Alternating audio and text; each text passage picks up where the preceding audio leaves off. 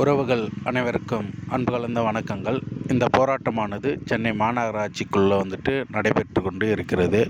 இந்த போராட்டத்தையானது mass media என்று சொல்லக்கூடிய பெரும் அளவிலான ஊடகங்கள் இந்த போராட்டத்துடைய வீரியத்தையும் இந்த மக்களுடைய கோரிக்கையும் அவர்கள் தொடர்ந்து வெளிக்காட்டாமலே இருக்கிறார்கள்.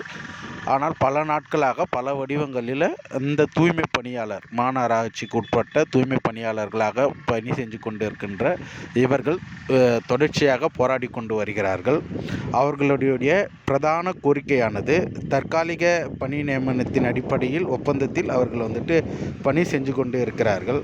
அவர்களுக்கு பணி நியமன ஆணையம் வழங்கி அவர்களை முழு நேர பணியாளர்களாக அரசால் அங்கீகரிக்கப்பட்ட பணியாளர்களாக அவர்களை அறிவிக்க வேண்டும் என்று தமிழ்நாடு அரசு ஆளுகின்ற திமுக அரசை அவர்கள் கேட்டுக்கொண்டு இருக்கிறார்கள்.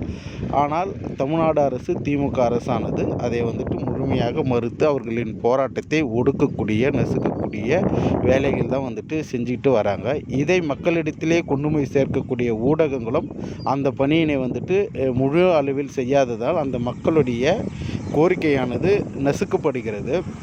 இது பரவலாக ஒரு அடக்குமுறை ஒடுக்குமுறை செயலாக தான் இதனால் வரைக்கும் இருந்து வருகிறது. இந்த நிலையை மாற்றி, அதாவது இப்போ பார்த்திங்கனாக்கா இந்த தூய்மை பணியாளருடைய பணியானது மாநகராட்சியானது இதனால் வரைக்கும் அரசே ஏற்று நடத்தி இருந்தது. இப்போது தனியார் மையமாக்குவதனால் இதனால் அவர்களுக்கு எண்ணற்ற நெருக்கடிகளும் எண்ணற்ற சுமைகளும் இருக்கக்கூடிய அபாயம் இருக்குது. எங்களுடைய பணிக்கான உத்தரவாதம் எதுவுமே இல்லை அப்படின்னு அந்த மக்கள் தொடர்ச்சியாக போராடி கொண்டு வருகிறார்கள்.